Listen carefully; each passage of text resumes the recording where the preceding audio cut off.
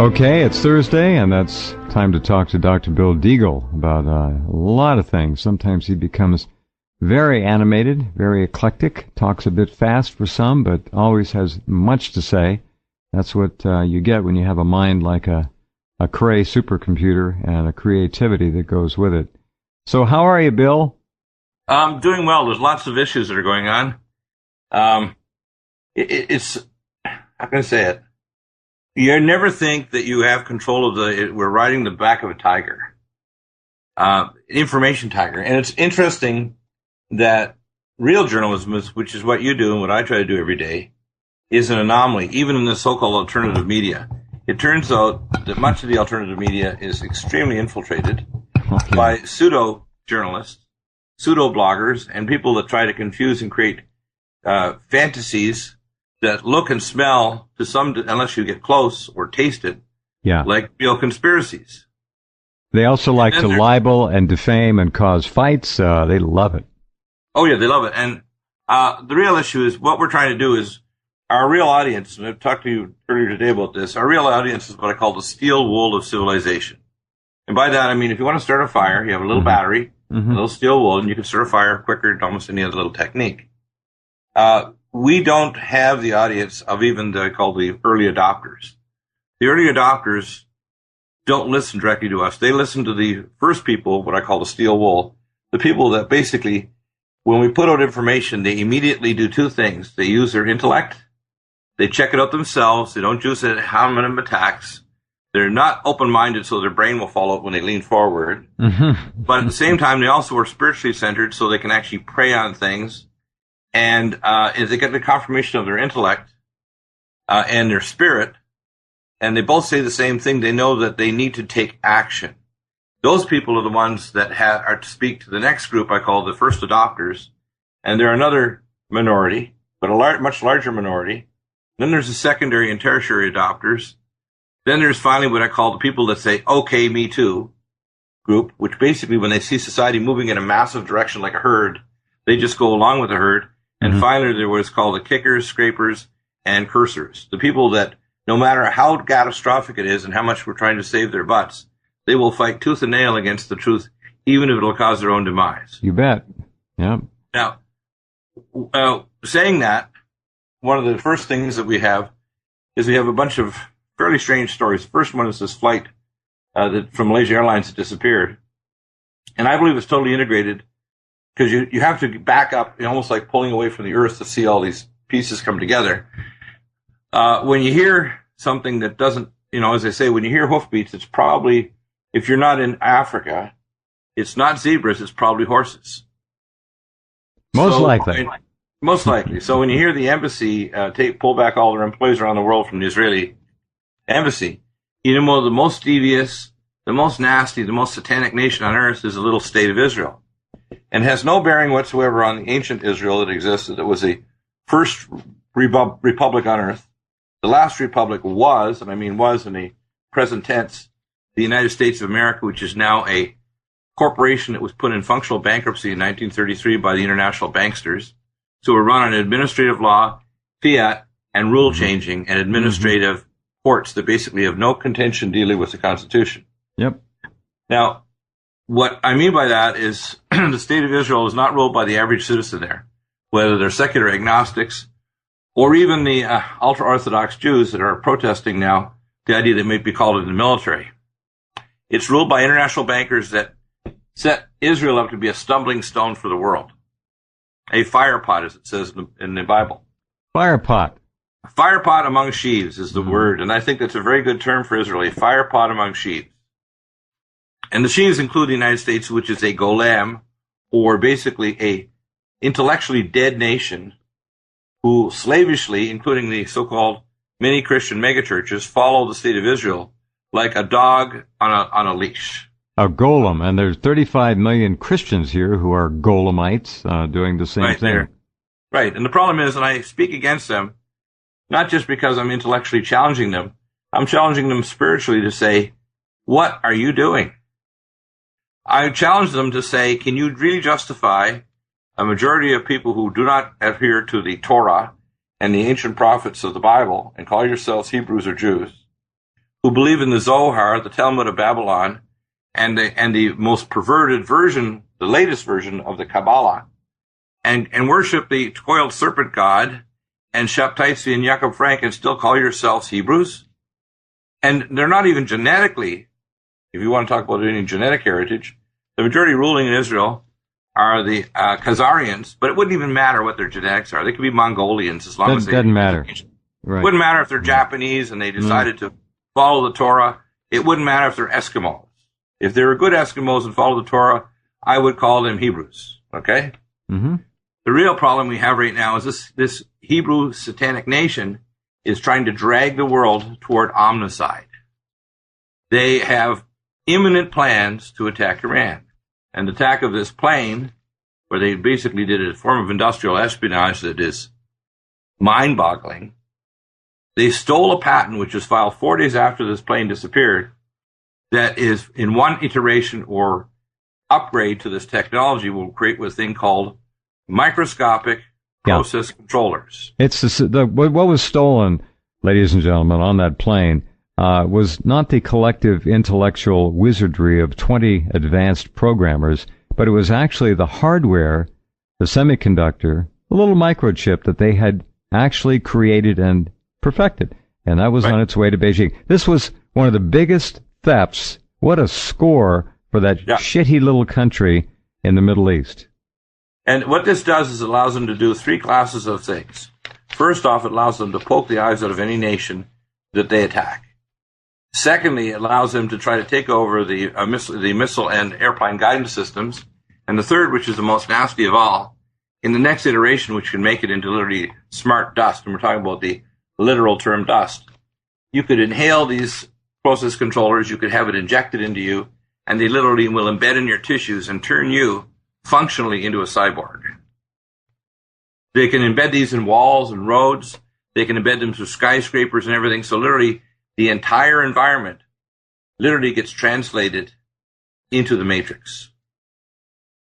That's how close we are. That'll be the next, Bill called it iteration, the next generation of this micro tiny little computer chip. Right. And you know how technology works. They're on the way. Now, I'll explain this because it's going to go into some things that are a little bit woo-woo.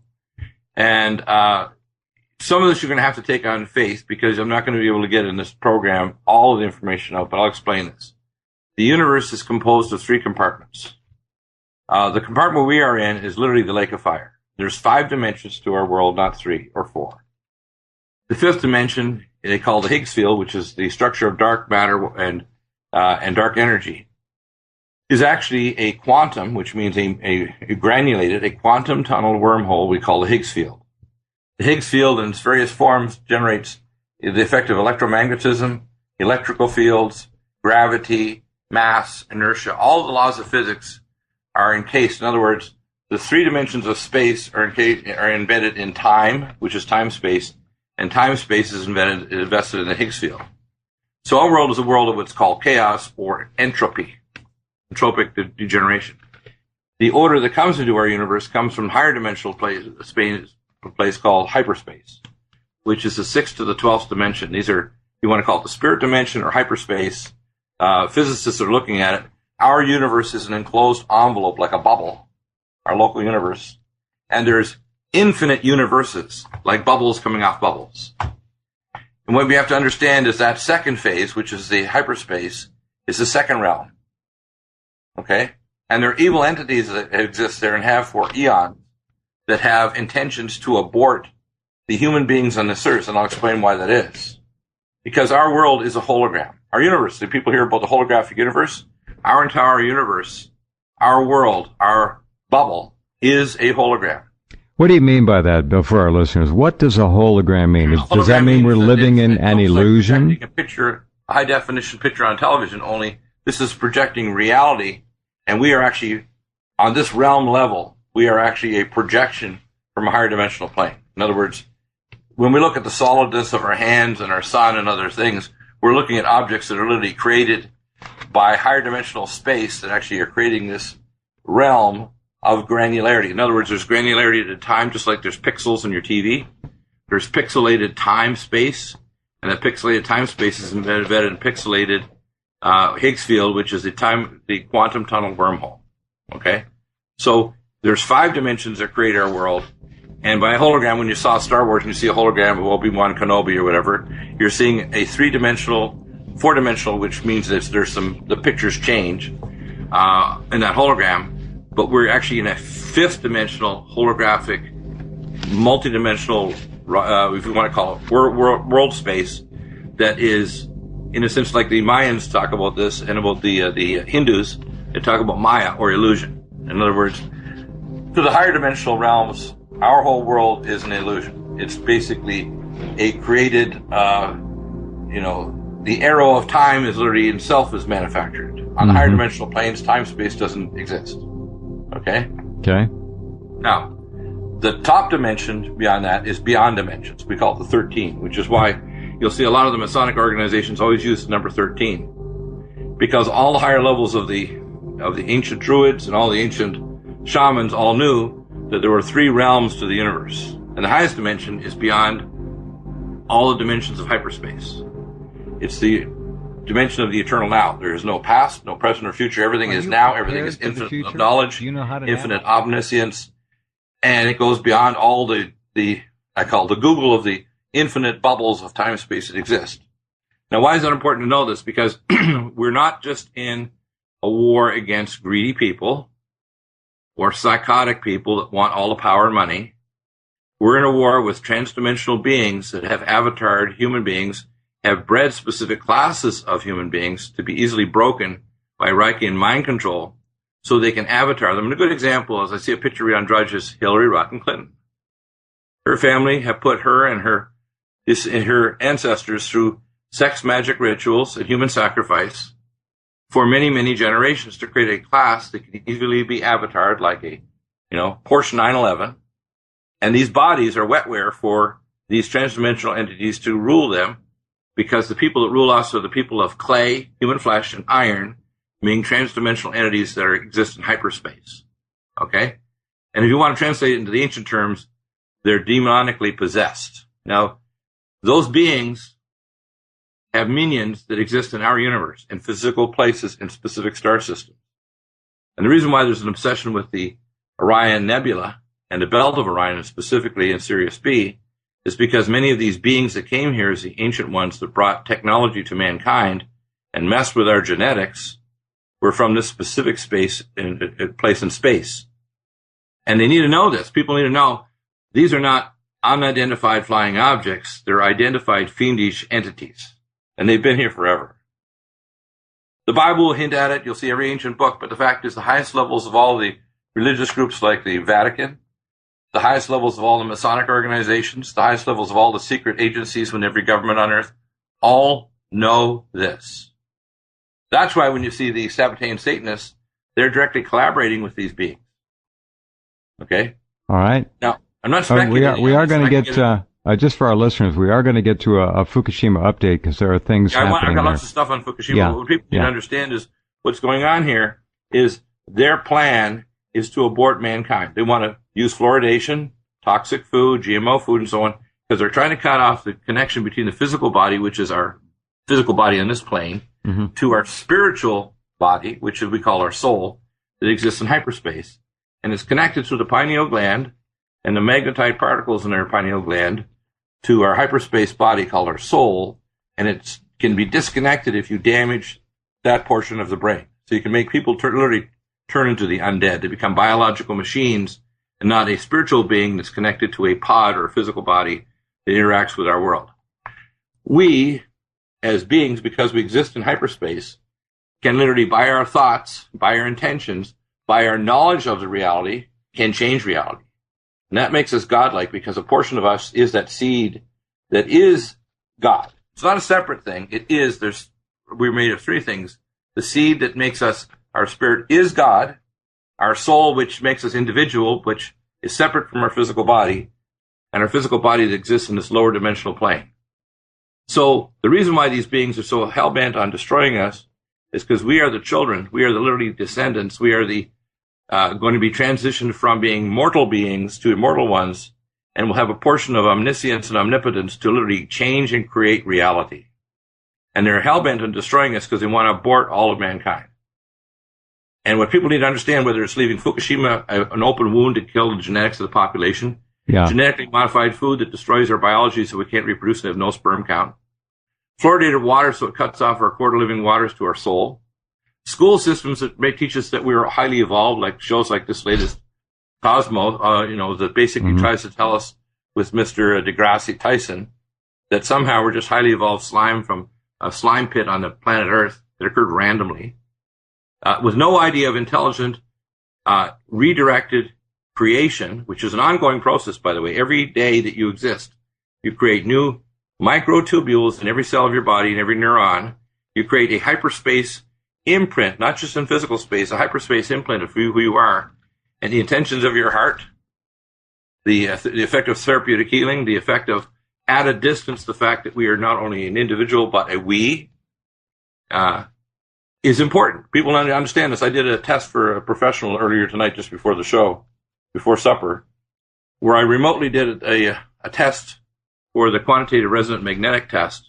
I said, I'm not going to take any of your history. I'm just going to pray, but I'm going to act as a proxy holding the electrode. I'm going to put your height, weight, sex, and address, an email. And the test took a minute. He did several hundred tests in that quantitative resonant test. He's on the East Coast.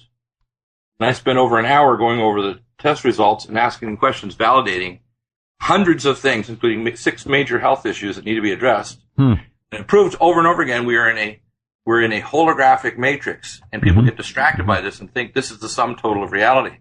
They need to know, if they don't know the mathematics of reality, which is 0 and 1 of what we are and what our nature of our universe is, they will never get it as to why both the Republicans and the Democrat are the upper and lower jaw of a snake. The upper jaw is the one fixed, it's not in power. And the lower jaw is the jaw that now is in power that can cut and bite. We're in a system where our churches constantly teach us that we have to beg God. If he has a great attitude, he'll do things, when faith is never empty. We can always get a validation for it. We're intellectual pursuits, like, for example, medical treatment. Medicine is an art based on science. And they'll always shove back things like double-blind, placebo-controlled trials, when in fact, if you have the proper evidence, the trial of one is what you need. Because when you have a polymorphic population with different genetics and toxins, so what we do is we don't have an artful approach to music now. We have garbage music. We have garbage science, garbage politics, where they try to lie to us and tell us the garbage in, garbage out. Right. And they teach us that we're highly evolved slime. We have no purpose in being here. So the young people basically don't have the intellectual capacity because they're taught to be stupid and not question their masters. I want to empower them and say, you're a son or daughter of the Most High God. You are a created super being that if you fuse your will with that of God, you can always create good. We can create a world where we can live thousands of years and literally walk from life to life, where you don't have to have a planet constantly in danger of a space-based gamma burst or a nuclear war or biological tyranny like this Ebola, which is quite possibly a bioweapon, or it's things that are rather conveniently running amok all of a sudden, isn't it? Right. And then when we look, for example, when I went to Zurich, Switzerland in March of 1997, and I spoke at Human Life International in Zurich, Switzerland, right? And I give my presentation on human genetic modification and formation of the super soldier program, which I have intimate knowledge of. And I presented also the use of human tissue transplantation for genetically engineering to try to see if they can correct diseases using fetal transplantation. The board brought me out a box of information on 3 projects. One, to create an antibody against the human chorionic gonadotropin to cause women to become sterile. And of course, they did win a lawsuit against the World Health Organization, the Philippines, for 70,000 women sterilized there. What did they collect? What did they collect? Yeah, how much did they win? I'm not sure what they won, but they won some kind of affirmation. I'm not sure if they got any financial settlement. They got an acceptance of the fact that they did this. But the World Health Organization did it. They also did it in South Africa, which is why you saw the AIDS virus take off in South Africa and vaccine centers in Haiti and in New York City and on the West Coast. I mean, this is all contrived. When people say, oh, that's a conspiracy theory, they need to know where I've been and the fact that this is no theory. I mean, what I constantly get frustrated with is that whether we deal with the fact that the World Trade Center, for example, was destroyed, or that right now they're trying to purposely, you can see Obama and the bankers like Soros, they purposely are aggravating Russia. So Russia will do the very best they can to bring down the current financial system and to bring them to a form of conflict, because now NATO is going to be posting troops in Ukraine. At the same time, they're putting first strike, launch phase anti-nuclear weapon systems in Poland and Czech Republic. Which, just for your information, folks, are called the missile shield, the defensive missile shield that we are placing in Eastern Europe, which is nothing of defensive at all. This is it's not an so offensive. defensive. No, it's an offensive attack system to knock down the Russian ICBMs in their boost phase. Right. What it is we're not talking about using mutual assured destruction, where basically you don't launch in the first place because you know it will be destroyed. This disables or attempts to disable the Russian launch systems so that the West can do a first strike and the Russians can't stop us. Okay, that's a totally different equation, isn't it? I don't believe it's going to work, but that's the idea. Well, I know it will work because the best physicists on Earth are in Russian, and they're also the most advanced on Earth for psychotronic warfare, for scalar warfare. They got a lot of the technology that Nikola Tesla had. We have too. They split it and split scientists from Germany. But the fact is that the Russians are the best physicists on Earth, and they didn't have the money that America had, but they had a lot of brains. And what the Russians have developed is ways of getting the chinks in the armor of the dragon, that's us. And if we start something, as I said to the director of Missile Defense Command when they brought their guys in for me to examine them before they went off to do some tests in White Sands Missile Base in Vandenberg years ago, that instead of 12 really deads, we'll just be 11 really deads. That's a wonderful concession to the light of wisdom words, these of people this species. are playing a game with dice that always come up snake eyes. Okay, well, here's snake eyes in Japan. Helen Caldecott says, all of Japan has been contaminated now by Fukushima. 60,000 square kilometers occupied by at least 46 million people. She said things are grim and getting worse by the day. She's correct. Yeah. There's no arguing it. That's what it is. And again, we are weeks away from the mass of the North Pacific making it to the West Coast. We're going to find out real soon. We're going to find out soon how dense and how concentrated the radionuclides are in the ocean. It'll vary, but we're going to track it for you. We're setting up stations here, thanks to Dave in the San Francisco area. You'll know more about that as we get close. All right, stand by. Be right back. Okay, we're back and trying to bring you up to date here now in this half hour on Fukushima. Arnie Gunderson has a new video out, and he said the video confirms our worst fears. Okay? One scientist said the core materials found almost 500 kilometers from the Fukushima plant. The core materials have been found that far away. That means they were blown into the atmosphere, but beyond that, they're still migrating. They're traveling. Now, how much is projected to be out there from the cores? I don't know. I don't have a number this big. Hundreds, thousands, millions, billions, trillions, quadrillions. What comes next?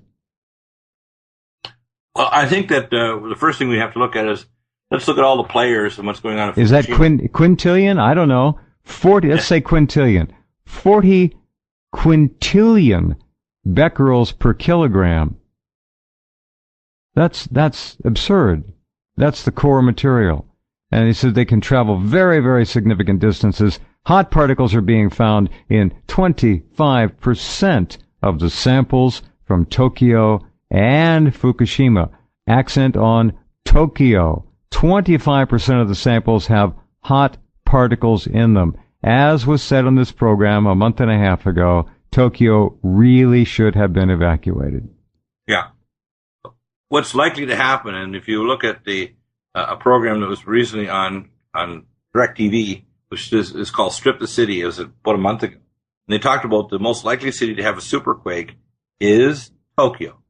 Now, 1 year, if you go back in the history, 1 year before the major tsunami that struck Fukushima, Daiichi, and the surrounding prefectures, there was a major superquake in South America, in Chile. And we know the Ring of Fire is like a bell. The best way to think of it is not as just a ring of magma, But think of that entire plate as one giant plate with a ring of fire around it. And when the energy is released on one side of that, it has harmonic effects that affect the other side of the battle. Of course, yeah. Yep. So if you we actually had a 5.8 in Panama today, which is a reciprocal of the Chile quake. They're linked. Right. And so all these will then bounce back and forth. And in fact, if you start using harmonic models, you could probably predict, and I'm willing to bet there's a division of our government that has plate tectonics and supercomputers being used to actually predict where the quakes will happen next. They know they're not using anything like I've mentioned, noise canceling technology to cause future superquakes to be broken into mini quakes, have a mini quake every day, which wouldn't be detectable. Mm-hmm. People would notice it, but it would be there. It'd be like, it would be better to have 10,000 microquakes a day than a mega quake every 20 years that would rip the city. You betcha. Yeah. So they're not doing that. And it's a virtual certainty that in the next year, we're going to have a large enough quake that Fukushima is going to be the least of our problems. The least. Now, I want to say this because people need to grasp there were 5 other sites that were damaged just by the earthquake. There was no tsunami struck those other sites of significance. By the way, the damage done to Fukushima is now acknowledged to be done by the quake, not the tsunami. Right. What that means is 5 other major sites in northern Japan are likely to lose control and containment and have a China syndrome occur, a core meltdown. But don't worry, Abe only wants to restart 1/3 of the computers now. Right. And we have the second major running the radiation. reactors. Mm-hmm. Then we have the next radiation, which is the Israeli attempt to strike all the nuclear centrifuge facilities, including at Qom, with our nuclear weapons, including our bunker busters and tunnel. All shipped and being stored where? Diego Garcia. Right. And they also intend to hit and directly strike with Russian scientists and technicians there the Bushehr reactor, which is one of the largest reactor sites on Earth. Now, see, if that doesn't prompt Pakistan and India to come after that wonderful little democracy with everything they have, because they're going to be subjected to potentially millions of deaths. Well, Israel, you see, is the wild card because how long do you think the window of validation, if they decided to start a nuclear war between India and Pakistan, how many seconds or minutes do you think it is? Between the two countries, it's 3 seconds or 4 seconds. It's very, very close. No, I'm talking about the period where they get some kind of satellite-based or other informational signal before they have to go to launch. I don't know, but I do know launch is a matter of seconds from they launch in seconds, the impact. But the actual window, the time window in America between us and the Soviet Union is roughly 20 minutes. Oh, it's correct. Yeah, the window in for validation, the window in India and Pakistan is 2. See, they got no time. You can't think they have no time. In other words, 2 minutes. You said it's almost like hitting whack-a-mole, nuclear whack-a-mole. Can't do it. No. So what that means is if something happens where Israel attacks Iran, it will immediately precipitate an India-Pakistani nuclear exchange. Right now, boom. Almost instantaneously. And so you got 2 minutes to think it out, and you got to launch. And after launch, it's a matter of seconds before impact. They're that close to each other. And the reason is that Iran has already been promised, even though they're a different sect of Islam, that the Pakistani nukes are there for them if Israel attacks. As the old story in the Middle East says, my enemy of my enemy is my friend. Yeah, exactly. Yeah, sure. So what they're going to do is Israel's going to turn on Pakistan, and some of those nukes that are heading toward Iran are not just going for Iran.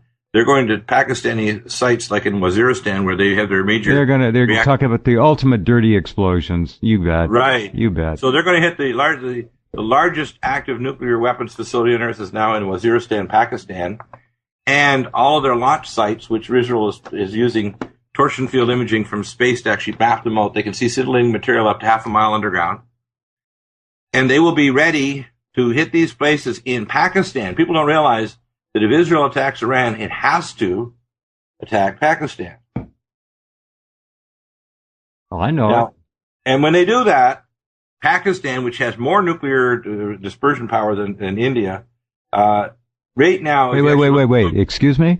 Pakistan has more megatonnage on tap than India does? Quite a bit more, about 5 times as much. I knew that. That's amazing. Oh, yeah. I didn't know. They got about 5 times as much. Well. As nuclear, and the problem, you see, AQCON, which is the nuclear, if you want to call it, middleman between our nuclear energy information systems here in America and weapon systems literally had boatloads of information transferred to his country into the Waziristan facility. Mm-hmm. Industrial espionage, not just a drip drop, but a pipeline, over 5 decades to make sure Pakistan was armed to the teeth and beyond. Well, there's your Muslim bomb. I had no idea they outgunned the Indians that much. Yeah, the Indians. That's really amazing. That's why we have these big contracts to put new nuclear reactors in India so they can catch up. Wow. Well, the world is headed, lurching its way toward self-destruction, obviously. Right, so that's the trigger. You know, it's funny, Bill, the evidence, the irrefutable evidence that there was an atomic war fought where? Ancient history?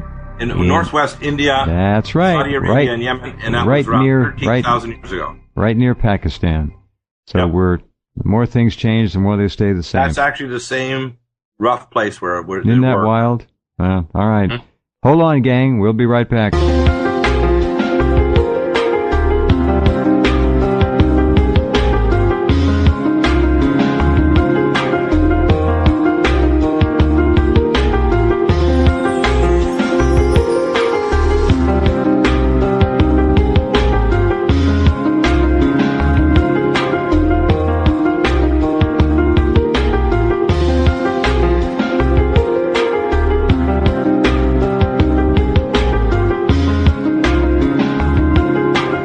Okay, let's get right back to our program. One more segment to go. I'm going to play a little bit from Arnie's latest video with Marco Kaltofen. This has to do with something that affects many of you listening, whether you're in Japan, along the West Coast, anywhere in the U.S., in fact, anywhere in the Northern Hemisphere, you're a potential candidate to be able to measure actual hot particles in your home.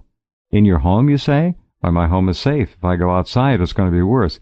No, that's not the case. Now, you all have heating and air conditioning systems in your home. Most of you do. Even if you have just an air filter with a kind of an input-output, and in the middle of it you got a replaceable filter. You can pull that replaceable filter out after a month or two, and you can measure that with your Inspector Plus or whatever Geiger counter you might have. If you have an HVAC system, you'll have a return air duct, and in that return air duct will be a filter. You buy them at your local hardware store. They're $15. You stick them in, you change them every 3 or 4 months. Well, I changed mine some months ago, and my normal background is 30, 35, around there. And I was getting readings of 130, 140 on that filter. It was picking up dust in my house that was causing a reading on my handheld Inspector Plus. Now, that's what this is about, and it's very interesting. What you don't want to get when you get a HEPA filter, please, is the kind you have been told about that are really neat with the washable, reusable filters. No, you want to get the disposable kind. Now, if you don't want to do your own measurement, there are labs that'll do it for you. The point is, you do need to have HEPA filtration in your house. You do need to have constant changing in your HVAC filter system. The replacement, whether you've got 2 ducts that are return airs or just one, doesn't matter. Here's a little bit from the video, and we'll put it up tonight so you can listen to the whole thing. Rense. I'm here today to introduce professional engineer Marco Kaltofen in one of the most important videos Fairwinds Energy Education has ever produced. 3 years ago, Fairwinds was one of the first organizations to talk about hot particles that are scattered all over Japan and North America's West Coast. Hot particles are dangerous and difficult to detect.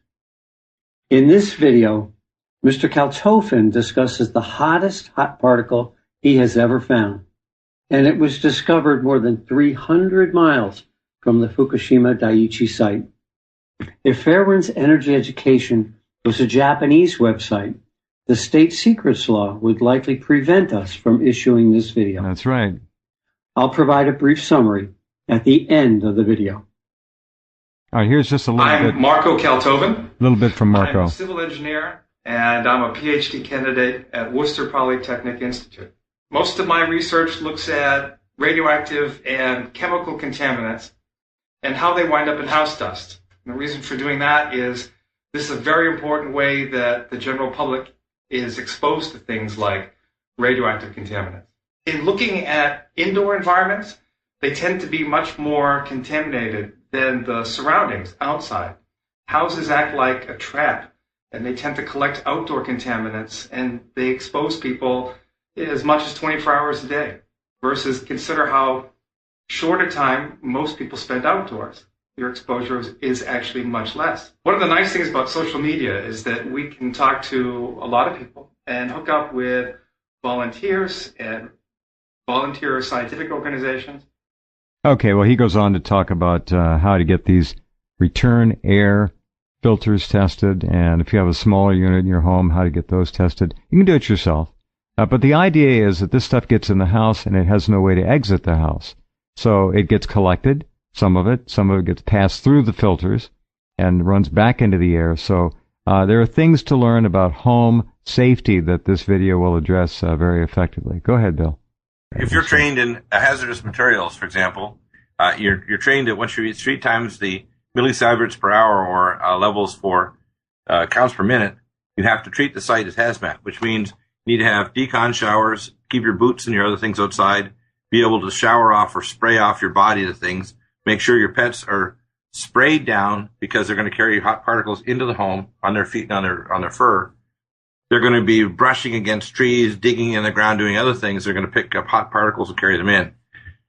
The problem is that here's what I see this going. We're setting up a network with your friend David Crane, and I'm going to be one of the sites here in Southern California. The real issue is what will happen when the public really gets the idea that they need to have what we call air raid alarms. It's not like during the Second World War where an air raid was a V2 bomb coming in or the German jets coming into Britain. It'll be a wave of radiation coming in. The radiation detectors get high enough, you have to activate what's called hazmat procedures.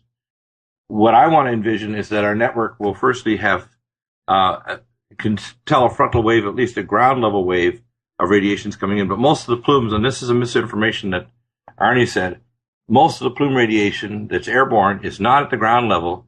It's at 25,000 to 35,000 feet or higher. The second thing is most people don't realize that the radiation level in the ocean will be firstly on the surface because of surface tension with buckyballs on the surface of the water, but it'll be either mixed in the water if it's not soluble, or if it's a bioabsorbable molecule because it's similar to something like potassium or magnesium, and calcium, like strontium 90 replaces calcium, cesium 137 replaces magnesium and potassium. You're going to end up with these being dissolved into the biosphere and being bioconcentrated in the mass. And if some of those organisms die, they carry their dead bodies to the bottom of the ocean and form a layer. So the longer isotopes are accumulating because they aren't yet accumulated in the biomass of the dying ocean. Those are going to not, some of the heavier isotopes will not be carried in the rain. They're going to stay in the water, so they'll continue to concentrate in the Pacific. The rain will carry things that are directly vented as nanoparticles into the atmosphere from burps from underground corium that's going critical. Correct. And some of those will create steam jets because when they're forming tritium, it's tritium created at the same time to carry superheated steam, so it vents that can carry like 10, 20 kilometers, superheated radioactive tritium and other isotopes to the tube train system of Tokyo or out underneath the ocean floor, then vent out 5 or 10 miles out into the Pacific Ocean. So with all these different pathways, for him to make the statement that those particles are only on the West Coast, even if you take into account wave action on the surface of the water, most of the really highly radioactive isotopes are going to be high in the atmosphere, and they're going to circle the planet. So you might have higher. I think they already are, Bill. Yeah, you might have a higher concentration in Belarus. They had an announcement 2 years ago, January, where they're finding hot plutonium because they're doing hazmat testing there. I believe the Czech Republic, and they found out they thought it was a local, Russian era Chernobyl-style reactor. When reactor, in fact, no, go ahead. It turned out it was coming actually all the way around the northern hemisphere, and was picked up in Eastern Europe. In New Mexico, they measured plutonium 3 days after the first explosion at Fukushima. Right. So you have multiple pathways for these to enter. They also will cross the equator. In contradiction to Dr. Caldecott, there's a escalator that brings water at 300 times the volume across from the northern to southern hemisphere every day. There are also transoceanic currents that carry along the coastlines of every continent that takes 26 months to circle the planet. So we are gradually poisoning every ocean, not just northern hemisphere. So what people need to know is that some of these things are bioaccumulated in the life form. Some are not. Some are soluble. Some are not. There's various different types of way they pollute. So each of them is separate. But what's going to happen is we could have a situation where, say, 5 years from now or 2 years from now, after things get really bad, because when Fukushima finally reaches it's only what I call a first shot. What's really going to happen is there's a major quake, let's say next year or the year after, is we will have 10 or 20 times the level of radiation coming out because they have multiple sites. We will have perhaps not dodged the bullet because Israel will have attacked Iran. What's really particularly dangerous is that they've calculated out the amount of radiation and the amount of climate effects that will occur if there's an exchange of nuclear weapons between India and Pakistan. And it's enough to push the world into a nuclear winter for 4 to 5 years. And I don't think people grasp that we're already heading into a Maunder-type ice age. This would dramatically speed up that process. So we have a number of very, very catastrophic things that are hanging in the balance here. And Fukushima, believe it or not, even though it seems so big right now, is the least of our problems. Believe it or not. All right. Because they're doing nothing to deactivate all these nuclear reactors in every continent, like along the coast of France and Britain and the United States. Point Le Havre is just perfect. You get a tsunami in there, and right, or just even Sellafield, the Indian Point reactor off New York City, which is so close to New York. Indian Point should be closed down yesterday. Right, and all of these nuclear materials sitting on site, either in casks or in cooling pools, is just plain. It's like keep on playing roulette with your buddies. We're gonna lose. Treehouse. We're gonna lose. Yeah, and eventually you spin the chamber enough times and you're going to blow your brains up. Absolutely. Yep. So all I can say is, I know Arnie said it tones it down. I tone it up a lot because I want people to understand Fukushima, believe it or not, is the least of our problems. Yeah. Arnie is heroic, but he is very elegant and diplomatic, and he does play things down. Right. Well, I'm gonna play it up to a level where people get how bad does it be? Give you an example. Here's a dystopic scenario. It is, say, 5 years from now, and there's still a population that, even though we're much more radioactive, and a lot of us have died of heart attacks, strokes, breast cancer, which happens very quickly, disturbed brain function, psychiatric explosion of psychiatric illness and violence, zombie-like behavior, we suddenly realize that we have to set up citizen alarm systems where the blast on the alarm tells us to get into our homes, duct tape everything down, make sure that we're getting circulating air, put on our NIOS masks, take our radiopharmaceuticals to protect us, nutrients and so on, because the wave of radiation is coming. Yeah, you know how many reactors there are on the planet right now, ladies and gentlemen? There are 435 nuclear power reactors around the world. How many are actually under construction now? Another 71. Right. That's insanity. By the way, over 500 reactors, Bill. Well, and by those reactors, you're talking about reactor sites. Because many of those reactor sites have anywhere from 2 to 6. Yeah. Exactly. All right. That's our program tonight with Bill, and we're very much indebted to him for sharing his expertise always. We are building a network for you. David up there in the Bay Area has been just heroic in his selfless efforts to help this come about. Bill will be involved. We're going to have a station in Seattle, Portland, San Francisco, Oregon, and Bill will be in San Diego. We'll need one in LA, and then we'll have them all real-time live on Rense.com. We're going to do this for you in the right way, and that's our pledge to you. We're also going to start doing sampling of a radiopharmaceutical using plasma neutron spectroscopy. I'm going to do it myself at my own expense, probably starting on a monthly or bi-monthly basis, and I'm going to select different materials. Good. That will be done at a proper lab like Geordie Labs, etc. Yeah. Well, you can do foodstuffs, you can do topsoil, you can do groundwater, you can do all kinds of things. And just getting one index thing, let's say North Pacific cod or halibut, or testing veggies, this is important because people need to realize everyone is bioaccumulating. The world is becoming radioactive dead zone. It absolutely is growing all the time. Bioaccumulation. Thanks, Bill. Talk to you soon. Absolutely. Take care, everybody, and take action. All right. You got to. No choice.